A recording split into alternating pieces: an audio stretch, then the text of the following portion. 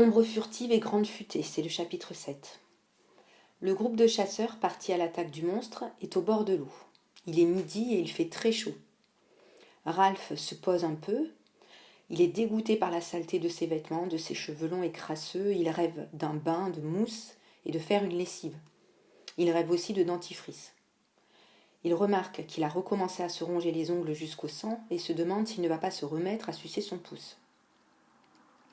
Tous les autres chasseurs grappillent des fruits pour manger, et Ralph prend le temps de les observer et de voir leur aspect crasseux et transpirant. Il comprend que tout le monde, ainsi que lui, s'est habitué à cette saleté finalement, comme si elle était devenue naturelle. Alors il va se baigner et puis se laisse bercer par les vagues un petit moment. Il n'y a aucun bateau au loin. Il se sent condamné à rester sur cette île. Simon s'approche, on dirait qu'il lit dans ses pensées car il lui affirme « Tu reviendras chez toi, Ralph ». Ralph se moque de lui en lui demandant s'il a par hasard un bateau caché dans sa poche.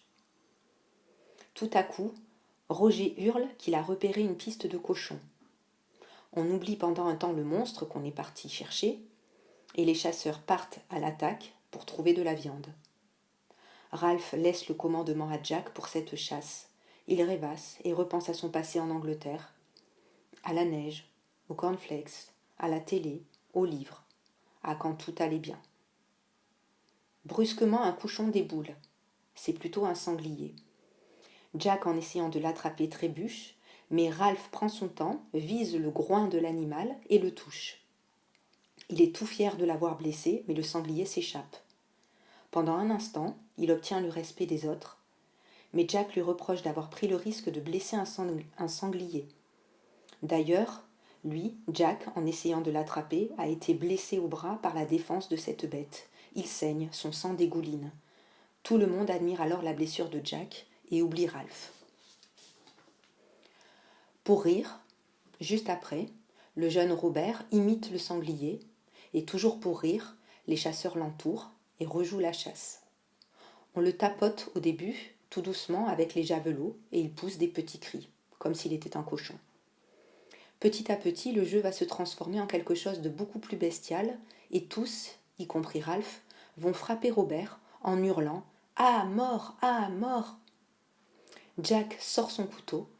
Roger, le psychopathe, se rapproche le plus possible du pauvre Robert qui hurle et se débat, pendant qu'on crie « Qu'on l'égorge !»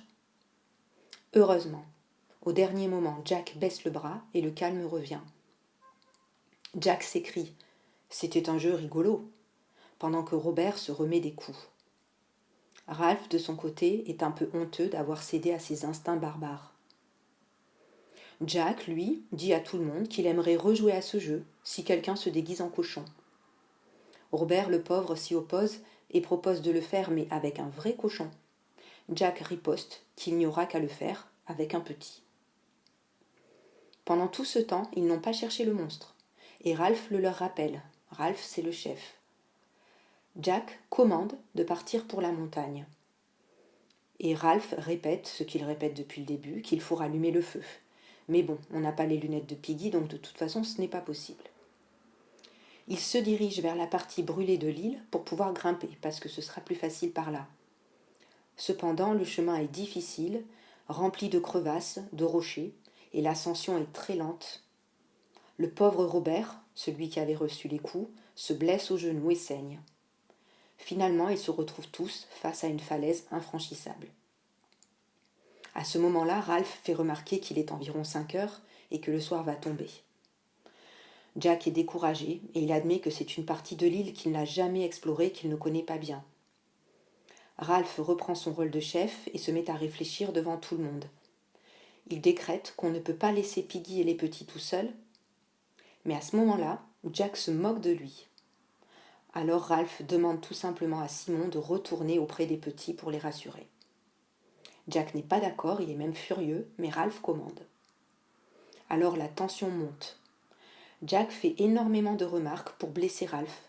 Il sous-entend constamment que Ralph a peur de continuer, alors que lui, Jack, n'a pas peur. Excédé, Ralph s'écrie tout haut devant tout le monde « Pourquoi tu me détestes ?» Puis Ralph prend la tête des chasseurs et part vers un sentier de cochons pour retenter l'ascension. Certains proposent qu'on revienne le lendemain. Ralph est tenté par cette idée car comment grimper, ne pas se blesser et trouver le monstre dans l'obscurité? Mais à nouveau Jack se moque de lui. Bien sûr, si tu as peur. Tout le monde veut redescendre.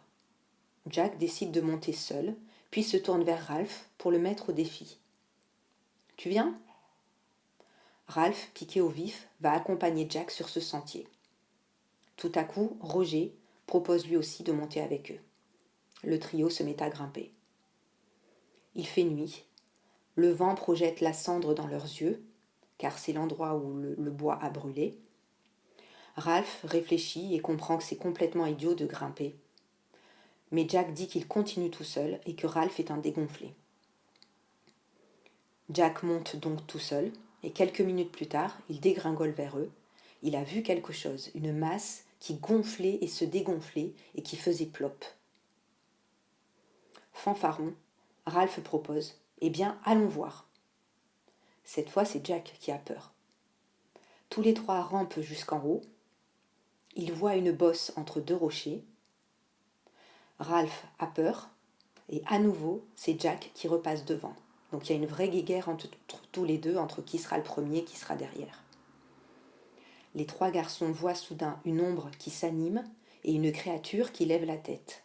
Ils se mettent à hurler, ils font tomber leurs javelots qu'ils abandonnent, et ils redégringolent vers la piste en bas, là où se trouvent tous les autres chasseurs.